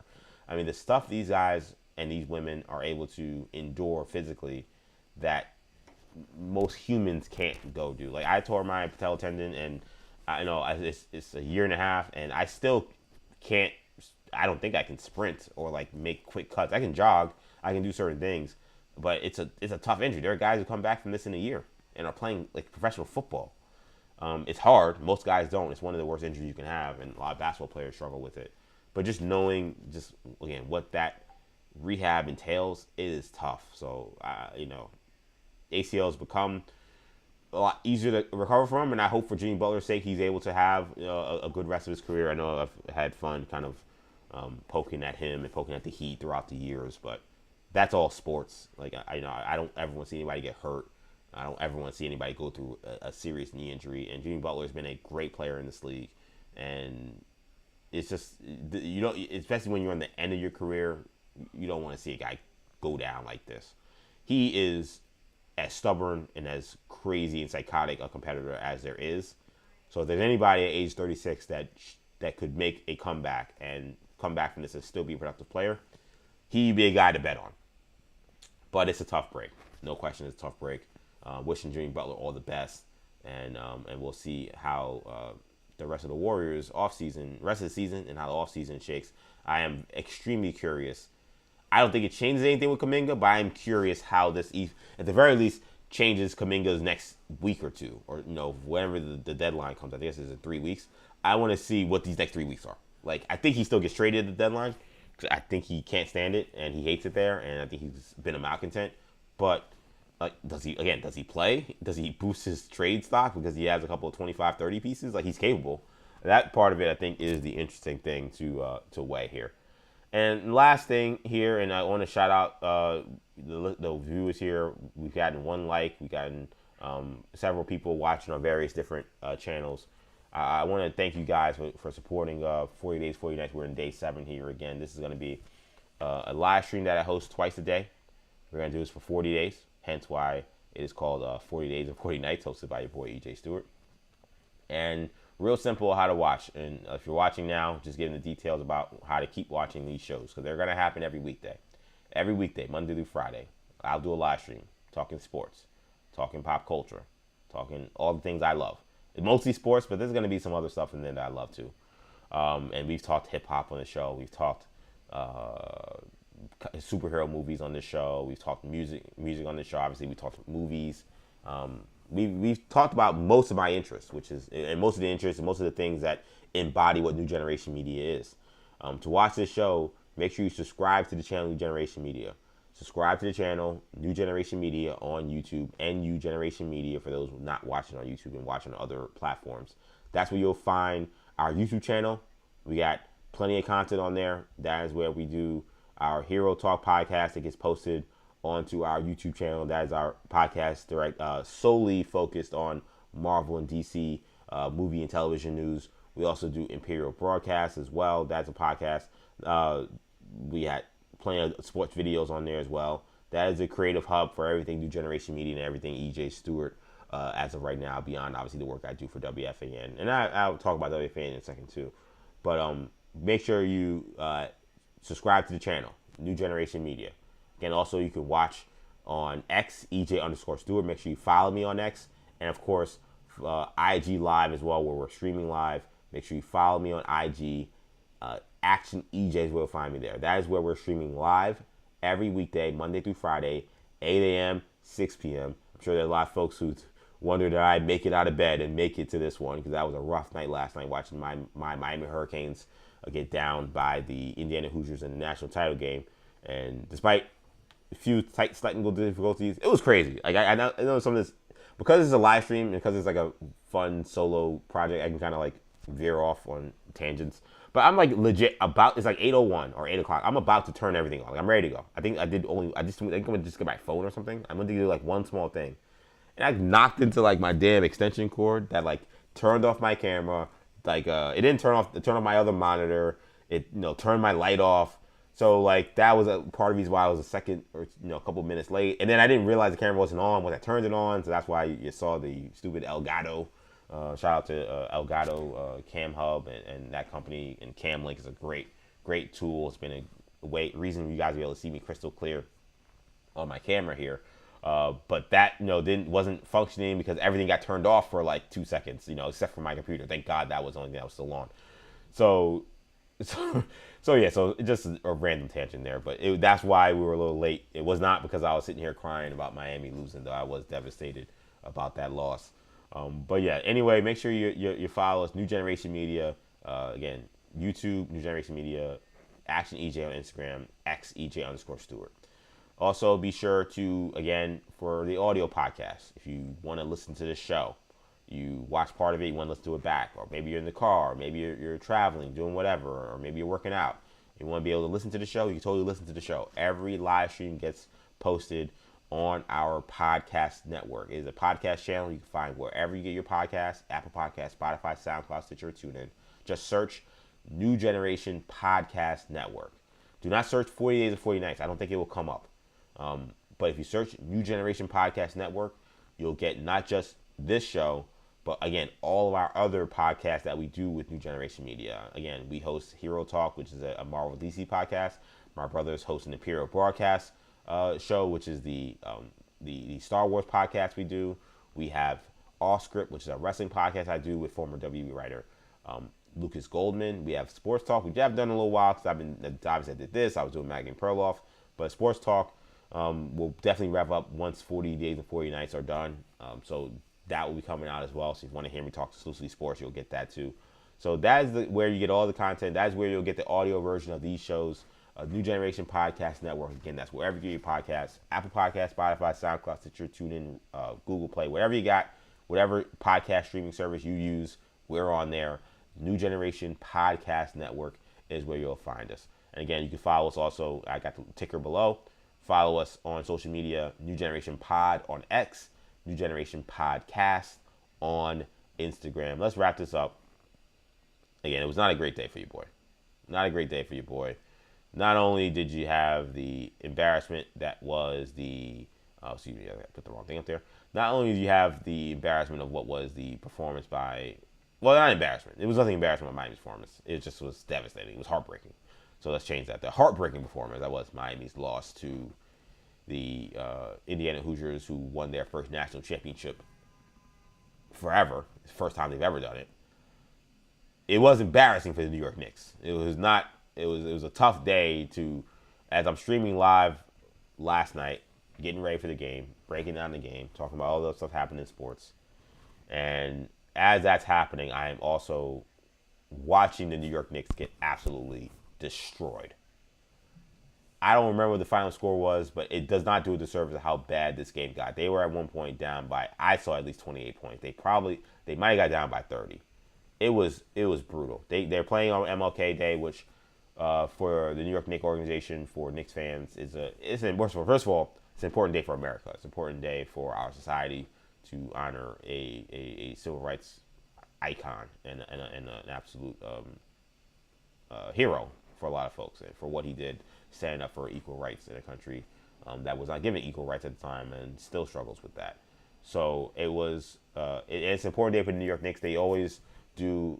They typically new scheduling and stuff has been a little weird, but the tradition for the Knicks is that they do a matinee game on Martin Luther King Day. They do a big thing obviously about Martin Luther King, his impact, and so it's an important day. So it's a marquee day for the Knicks, and it wasn't a matinee game, but it was like an early evening game, which is rare again for a weekday. But they're one of the few teams that does do it. You got the Mavs coming in. No Anthony Davis, no obviously Kyrie Irving, a bunch of guys hurt. Cooper Flag was questionable but then played, and they get destroyed by the Dallas Mavericks. Boo Birds coming down, they were loud, and this is a team that is in the only way to describe it, a complete tailspin. That is what this is. They've lost 9 out of 11. They have been the worst defensive team in the NBA since the new year started. And it's mind-boggling that a team that looked so good, I know you're going to laugh, but they were NBA basketball games, so good in and around the NBA Cup, where you watched how they played during that stretch, and you legitimately started to think, man, maybe this is the Knicks team that gets to the finals. The Eastern Conference, as we keep saying, is wide open, as we keep saying every year, and this may be their opportunity. So to see them go into this almost immediate tailspin out of it it's inexplicable. I don't know how to describe it, but they too know that this is a tailspin and that this has been becoming a year to forget with how things are going. Here's Josh Hart talking about the performance last night and the Knicks needing to do some looking in the mirror. I think we all need to do, some soul searching, some looking in the mirror and figuring out what we're going to do individually, what we're going to do as a team, what our identity is. Because right now, when we're playing embarrassing basketball, we're not executing on the offensive end. Defensively, we've been abysmal. We've really been, terrible defensively all year. At some point, we have to look in the mirror and realize that no one out here is feeling sorry for us. We have enough. We've shown that, and we have to figure out, how to get that sense of urgency. Looking in the mirror, soul searching, sense of urgency. These are not the words you want to hear from a team in January that has championship aspirations. A team that James Dolan said to WFAN's Carton show, has to get to the NBA Finals and should get to the NBA Finals. These are not things you want to hear. And you definitely damn sure don't want to hear about being down 30 points to an injured Dallas Maverick team at home on Martin Luther King Day. Purely embarrassing. James Dolan left his seats at halftime and did not come back. These next 2 weeks will probably be the most crucial weeks for the New York Knicks organization in the Leon Rose era. So I guess that's 6 years. I was trying to do the math. About 6 years. This is the time. This is the most crucial point. And I have no idea what's going to happen. And I know, like, when you do this business, when you do this stuff, I definitely want to call it art form, but when you're in the content creating business, when you're in the commentary business, best way maybe to put it, it's always like have a take. I want to be, like I told you guys, I want this show, I want to be the most authentic version of EJ. It's not that me say that you don't get an authentic version when I'm on Fan or when I've been on Maggie and Pro Up. I want to make that extremely clear of how I approach this. And I'm not going to sit here and lie to you and tell you I know that the Knicks are going to get out of this or they're going to figure this out. I don't know what's going to happen because this team has played a level of basketball that is, again, inexplicable given what they had been playing in the past. These next 3 weeks are crucial. We're going to learn how badly do these guys want to remain on the Knicks. Everyone not named Jalen Brunson. Literally everyone not named Jalen Brunson. And we're going to learn, is Leon Rose going to basically, I don't want to say admit to a mistake, because I don't know what he may do. But is he going to pull the plug on what I think was his baby? I think this was the vision of the team that he wanted to create. I think he wanted a team with wing defenders who, in theory, could shoot, and around their all-world point guard, Brunson, who now has a running mate, a big man who can stretch the floor. I think if Leon Rose, in his best, thoughts, obviously, of course, his best thoughts, he would love to have, he'd love to have Giannis here already, probably. But in terms of, like, all right, he takes over the Knicks. What do you hope the Knicks are going to be, realistically, in, I don't know, 5 years? In 5 years that he would want. I think this will kind of be the team he would have hoped that they built. I think a team that is playoff battles, gone deep into the postseason, multiple All-Stars, multiple defensive players and glue guy type guys, and some bench scoring. That's what I think he would have wanted. So I think this has got to be a shock to the system for the entire Knicks organization that they got the team they essentially wanted, and it just might not be good enough. It just might not work. So if that's not going to work, who are you sending out? And how many guys are you sending out? That's why I said these guys we're going to see how badly they want to remain Knicks. Because I think a lot of these guys are playing for their Knicks careers. I think Karl-Anthony Towns is playing for his Knicks career. I think that you'll be seeing some guys as well who will be also playing for, opportunities to potentially maybe be put in a trade, to get, in a package for somebody else that as well, how they play. But I do feel like, again, this is going to be a position where guys are going to have to show if they really want it. Because that's what this comes down to. The Knicks have clear defensive flaws, and Mike Brown is going to have to make massive adjustments defensively. I saw my guy Ben Ritholtz from Knicks Film School, who I think I want to make clear, and I actually hope I can get Ben on the show at some point. This show and this streaming thing, this era I'm in, this 48, 49 era, I really want this to be about, also bigging up folks that I appreciate and guys that I admire, and women I admire as well in this industry, and from all different, corners of the industry. And I didn't even say the word industry, but that's the best way I can describe it. So I'm not someone who's going to be out here dissing folks or whatever. I'm going to big up people. That's just how I've learned and I've grown to live my life. So Ben Ritholtz is awesome. I think he's one of the most brilliant basketball people talking basketball on the internet. And again, I hope I get him on the show. And I've had him on my podcast in the past. He mentioned something that I think is fair, and I think for a lot of people who, I was definitely a Tibbs got to go guy. I was totally fine with leaving him out to dry for last year, and I've been singing the praises of Mike Brown up until this losing stretch that they've been in, losing 9 out of 11. The Knicks and how they played defense previously, a lot of it was about mitigating damage and trying to basically work with what you have and trying to hope that those guys can limit big plays, limit explosives, and limit the damage, so to speak, because you know that you have a point guard who is not the greatest defender and a center who's not the greatest defender. So we complain about all the drop coverage and all that stuff. A lot of folks wanted a more aggressive scheme.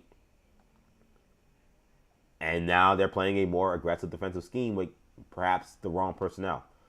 Karl-Anthony Towns just may not be capable of playing this scheme. It may be really hard to scheme around Jalen Brunson and also try to cause turnovers and be as disruptive as Mike Brown wants him to be. So if you're Mike Brown, I think you got to look in the mirror as well, just like these players inside. I can't coach the team. I can't coach just my system and what I want to do. I got to coach the team I got. And the team I got just might not be able to play as aggressive defensively as we want to. They might have to just hold on for dear life. That may mean more drop coverage. That may mean more conservative coverages in hopes that, they can, mask some of their athletic issues or some of their quickness issues on defense, because they're getting just barbecued. 75 points defensively. And it's not all scheme. These guys also are not giving it. They're not giving the right effort. They're not playing with toughness. They're not giving it. So that's always a tough thing with coaches. And coaches will tell you this all the time. When you don't have a team giving maximum effort, it becomes very difficult to actually evaluate them, because you have no idea if it's just the scheme that's failing or if the players aren't giving effort. Because if these players are going to give this kind of effort, no scheme's really going to save them.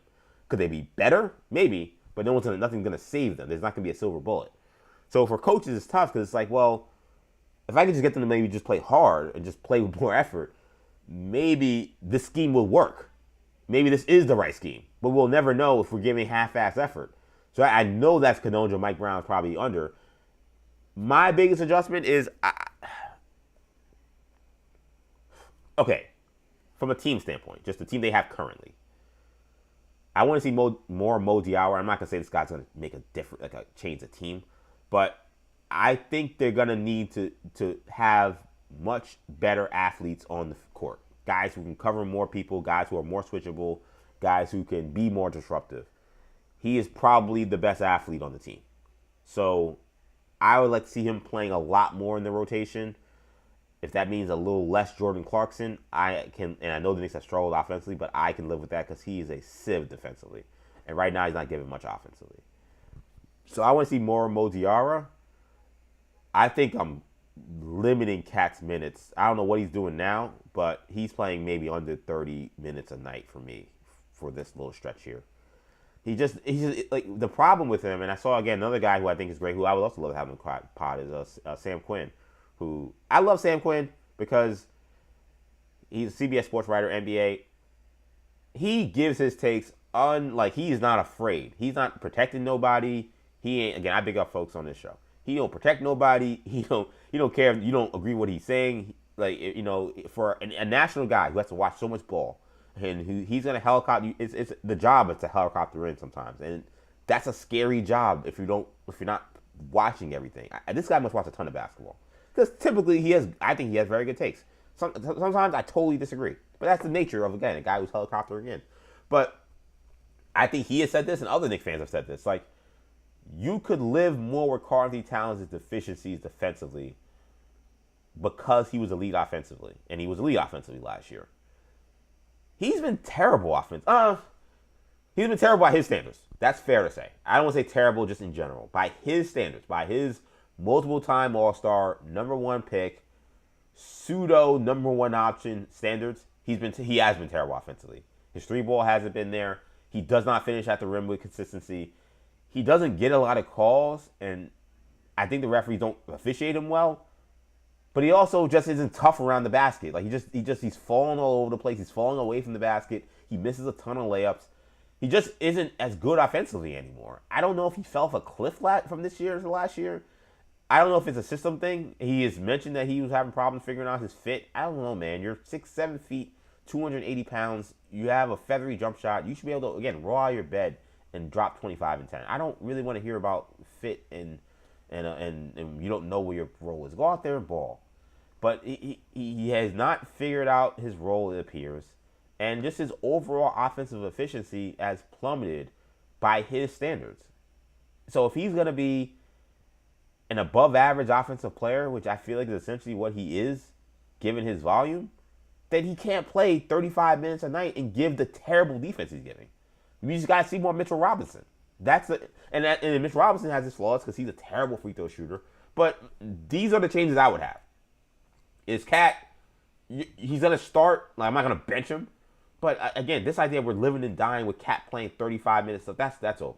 You guys start playing him more as an older player who's past his prime. That's what he looks like. That's what he looks like right now. He looks like a guy who is no longer the offensive weapon that he has been for most of his career. He looks like a guy who can have a big game here or there and is pretty good offensively, but is overall a net negative because he's such a bad defensive player. So I'm limiting Cat's minutes. I'm playing a lot more Mitchell Robinson. I'm playing a lot more Mo Diarra, and hoping that will jumpstart the defense. I think the Knicks, it's easy to say shots start going in. That will change things. They've had some games where they started making shots. They made shots against the Warriors. They made shots in some of these games that they've lost. They made shots against the Suns until the last 5 minutes. Then they could not get a stop, and they also couldn't score. They need to jumpstart their defense. I think they're going to have to do it by just playing different guys. Tyler Kolek, he was playing really good earlier in the year. I think he may have to take a seat too. I think this may have to be more Deuce McBride playing the point guard, which sucks because Deuce McBride's the only guy freaking doing anything during this stretch. And he's been doing it because he's playing off the ball looking for a shot. But I think this may also mean that Cole's got to sit. We got to have somebody at the point of attack that they can't pick on. And Cole's been hit or miss defensively. He's had some good moments. He's had some bad moments. But to me, it's so much, again, same thing. You can't be like hit or miss defensively, but then offensively also hit or miss. His shooting has been spotty. He's been turnover prone. His minutes have not been a plus for the Knicks in a while now. Kolek, you're going to the bench. You're now out of the rotation until further notice. Cat, you're playing 35 minutes. I'm cutting that to 28-27. And give me the best 28-27. If I can't get maximum effort defensively from you for 35 minutes, then give me 25 minutes of maximum effort from you. And I hope that I can do more with those 25 minutes I'm getting out of 35. The 35 I'm getting is not enough. It's not getting it done. And I'm playing a lot with Mitchell Robinson. Mitchell Robinson, now you got to be careful. You can't be stupid because he has his ankle issues. But I think now he kind of gets back to kind of being, he's not going to start, but he's going to have to play kind of closer to start his minutes. Maybe he's getting now 25 minutes a night or so. And then you got to hope that maybe jumpstarts his team defensively. That would be my thing in terms of the actual team and keeping this thing going. But in reality, in terms of front office, again, we're going to see if guys want to be here because I think in the next 2 weeks, if things don't change, guys got to go. Guys going to have to get traded, and it's going to have to be something pretty big because the other guys on the Knicks don't make enough money to really make a difference in terms of bringing in a guy who's going to change life for them. Deuce McBride is making $3 million a year. Kyle Cole is making $3 million a year. Jordan Clarkson is a minimum salary guy. So you're not going to get anything of value trading those guys 1 for 1 or 2 for 2. You're going to have to attach Cat. You're going to have to attach maybe Mikal Bridges. I've said that OG and Brunson are my untouchables. I'd probably amend that saying Brunson's untouchable, and OG, I'd have to get a great player to trade him. But I think everything has to be on the table at this point, unless they can turn this around these next 3 weeks. Again, I think I'm giving them the 3 weeks. The thing about the East is because of the nature of the Eastern Conference, because of how good they started, it's not like the Knicks have been buried in the standings. So it's not like they can't keep the 2 spot. It's not like they can't do everything they wanted to do still prior to this fiasco that's been this new year, this 2026 New York Knicks version. We talked about a couple years ago when they made the trade for OG and how those January Knicks and that team maybe could have won a title. These January Knicks are a team I never want to see again. This is the worst basketball I see from the Knicks. Besides that one really bad year Tom Thibodeau had, this has been the worst basketball they've had in the Leon Rose era, no question. They're not 3rd seed in the East, but still in the mix. But now you're only a game out of the play-in. That's how dire this thing has gotten for the Knicks. I'm giving you 3 weeks. 3 weeks won't kill the season. If they continue to struggle, they'll probably be a play-in team at that point, but they'll still be a playoff situation. But you got 3 weeks to figure it out. But I think the reality is I'm really concerned about the ability for them to make a big splash because of how terrible Towns looks. And Steve Popper, forgive me, Steve Popper, I think you're with Newsday. If you're not, I totally apologize. I know you've been with Newsday for a long time, but I believe he's with Newsday. But Steve Popper, Knicks beat writer, mentioned that, obviously we've mentioned the Giannis Antetokounmpo and trade where Cat typically is the guy that goes out in that trade. But what also has been mentioned, apparently, according to Popper, is the Knicks have talked to other teams about Cat, not just the Bucks. They talked to, I want to remember this correctly, the Hornets, the Grizzlies, and there was a third team that I do not remember. So apologies to the third team. Hopefully, maybe I can get this up real quickly and show you, or at least tell you. But other teams now have been looped in, and Steve Popper is a Newsday, so thank you to myself for remembering that. But Steve Popper had mentioned that it's been, again, not just those teams. It's been other teams that the Knicks have talked about with Karl-Anthony Towns. See if I can get this tweet to see exactly the teams. No, I can't find it because there's a bunch of other stuff here. Come on. I don't see it here anymore. I think he deleted it. He doesn't see the type of delete stuff. But Popper had said that there are multiple teams that the Knicks have talked to about Karl-Anthony Towns. Again, that included the Hornets and the Grizzlies. I have no idea what they'd want from the Hornets. The Hornets, because in theory, if you're trading Karl-Anthony Towns, you're trading him for another big, someone that they can, replace Karl-Anthony Towns with. But just hearing all of these teams, I think is also speaks to just how much the Knicks team in the front office may be done with them. It was Orlando, by the way. I just looked it up. How they may be done with them. Because I don't think, if you're trading with Memphis, Memphis is probably, they're talking about probably Jaren Jackson Jr. Jaren Jackson Jr. cannot rebound. He's a better defender, but he's fallen off a cliff defensively. He's still 100 times better than Cat. And I'm thinking, he's been so unwatchable of late. If Memphis really is trying to get out of that Jackson contract, maybe I consider it. But he can't rebound. And if there's anything Cat can do, the only thing he has brought to the Knicks this year from last season, that he has continued to still rebound the ball well. So that's the one thing you can hold on to. But that's a tough beat. They might have to attach a draft pick for me to take Jaren Jackson Jr. And so Memphis, Orlando, you're not getting Paolo. You're not getting Franz Wagner.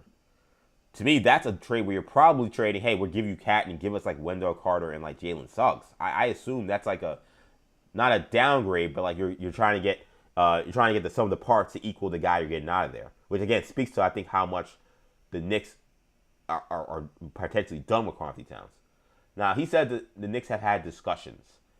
Discussions don't necessarily mean that the Knicks are, going out there and they're inviting a trade. Like they're saying, hey, let me, call you and say, do you want Karl-Anthony Towns? I don't know what these teams can be calling the Knicks. Because again, I don't know what you're getting from Orlando, Orlando or Charlotte.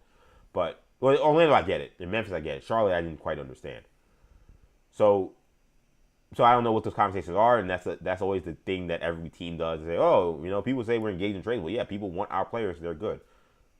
I have no idea who would want Karl-Anthony Towns given how he's playing right now. But, again, teams are in different places. Charlotte is actually looking pretty good. They look like they could maybe be in playing teams. They look at Cat and say, hey, he could get us to play in basketball, and that's something that they're looking forward to because they've been the worst team in the NBA, arguably, for the last 2-3 years. Possibly. That's totally possible. I don't know. I don't know the answer to that. But that is apparently what you would be seeing is Karl-Anthony Towns. Again, the rumor that he's been rumored. There have been trade discussions with Memphis, Orlando, and Charlotte about a trade. I don't know what you're getting in return. Charlotte's team I'm kind of looking at, because I think it's going to take a team with a level of desperation. And the one quote unquote good news maybe is that those teams kind of fit the bill for desperation. Not Orlando maybe, but Memphis and Charlotte definitely. Memphis is like, I told you guys a fight I don't want to say fight, I don't want to overstate it, but the confrontation that happened between Ja Morant and a teammate, And Ja Morant, he had to come back and say that he wants to stay with the Grizzlies still. So there's still a lot of drama going on with them, and they definitely are in a situation where they might want to change some furniture around to see if that's something they could fix, or they may just trade Ja and start to tear down. We'll have to see how that goes. But Memphis and Charlotte definitely fit the bill as teams that could be desperate potentially. So maybe they take Karl-Anthony Towns and what he brings, but I don't know. And the last thing I'll say on Cat too, I feel like that playoff run also may have, and I'm not trying to make excuses, but I do think that playoff run also may have taken a lot out of him. Tibbs demands a lot. And I don't mean this to be like a blame Tibbs thing. I'm not. I've talked about the question marks about this coaching this year. In many ways, that actually is in support of Tom Thibodeau and what he did here, even though I've been an opponent of his in terms of just some of his coaching decisions. But they demand a lot in terms of what Tibbs expects, and he played a lot of minutes. And I've said a bunch during that whole playoff run. He was also playing through clear injury. I don't know what the injury was with his knee. Something was messed up. And he had a finger issue. Like, he was banged up last year. And he gave it his all. He ran out of gas. Probably because, I don't think he's in the greatest shape. But he did give it his all. He did give his body in some tough physical playoff series last year. And just hasn't quite looked right. Even beyond just fit. He never a guy that could jump that high. But he has no lift. He goes to the rim and it's just, he can't get above the rim. So it's easy to block his shot. It's easy to contest his shot. He's not competing. He's not finishing above length or above athleticism. So I just question, if you're trading for him, what player are you getting? I don't know if you trade for him and say, oh, we're going to use him how Knicks used him last year, or Minnesota has used him in the past. I don't know if Cat is capable of playing that way anymore. Again, I have grave concerns about Karl-Anthony Towns and where he's at. So I get the Knicks wanting to trade him, but again, the decline is being televised. Like, we're all watching Karl-Anthony Towns' decline. So other NBA teams are watching too. So again, that ability to be able to convince another team that they should take him, I don't quite get. So I don't know, man. I don't know, again, what it's going to be from Charlotte. That would make sense. I don't know. For Orlando, I think you're talking about Carter and some guard that they got. I don't think you're getting Anthony Black. You could probably convince them to give you Jalen Suggs. And you're hoping that what you end up doing is kind of recreating what you kind of had with the 2024 Knicks, which is a team that people still embrace because despite all the injuries, they had toughness, they had defense, they had grit. But if you're Orlando, I'm not doing that. I not that I think that they can win a championship with the team they got, but one of the advantages that they have is that they have this defensive edge, this defensive toughness. I don't know if I'm giving that up for the sake of another scorer. They do need another scorer, but I don't know. Again, Karl-Anthony Towns' offense, he's just not what he was. So I don't believe that he would be a difference maker there. So we'll see, man. But these are the darkest times for the New York Knicks. The silver lining is it's early in the season still. Like, there's still plenty of time this year, and we really won't remember much about January when we're talking about basketball in April. But the Knicks are indeed in a tailspin. And there are aspects of this team that look broken. And this front office is patient when things are smooth and steady. When things get rocky, they can be a little itchy. They can be a little trigger happy, I think. This will be an interesting test for them to see, will they be trigger happy with where they're at? Will they say, let's let Coach Brown and his team figure themselves out? Or will they make a trade? I don't think that they're going to allow themselves to play this poorly for 3 more weeks and nothing happen. I think there's going to be a major change that happens. What that is, I don't know. Some people have mentioned the coach. I don't think Mike Brown gets fired not during the regular season. I don't think he gets fired at all, but let me see how bad this gets. I'll be real. Let me see how bad this gets before I say anything crazy. I don't think he gets fired, but let me see how this whole thing shakes out, because the Knicks are now a new era where, again, they have championship aspirations and they look like hot garbage. That is the reality of where the Knicks are right now. And that's where we're going to leave it. This is not a hot garbage broadcast. This is not a hot garbage show. This has been a fun show. It's been a tough show given what's happened with the Knicks and their debacle of a season that's becoming. and with the Miami Hurricanes losing the national title game. But this is always fun. It's always fun to get behind the mic. Shout out to my camera skills. I finally figured out this damn sun situation. I have a window that's right here that you can kind of see a little bit with the lines and my camera, and I kept having issues in the late 9 o'clock hour with the sun coming in. I figured out how to fix that, so now you can see me and not see a bunch of white overexposed crap. So I'm really excited about that. So I should make, again, doing these shows into the 9 o'clock hour a lot easier. So for the viewer and for the listener, I mean, the listener, you don't care. The viewer, definitely much more probably appealing. So this was fun, though. Again, tough show, but a fun show. It's always fun to get in front of the mic, talk to you guys, engage with you guys, seeing you guys in the comments, seeing you guys in the chat. Definitely appreciate that. Again, be sure to keep this going.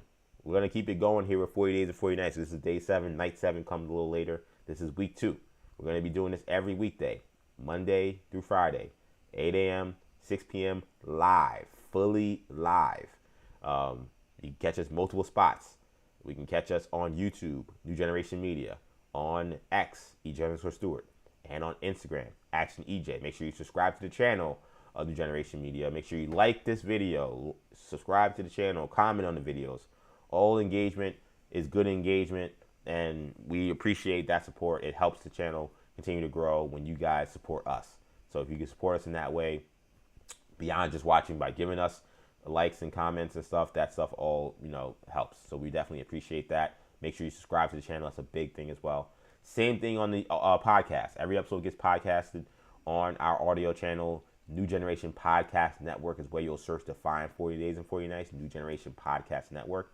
Apple Podcasts, Spotify, SoundCloud, Stitcher, TuneIn, wherever you're at, you can find us there. And make sure you give 5 stars wherever you're watching, or listening rather, and make sure you give a review. Again, same thing.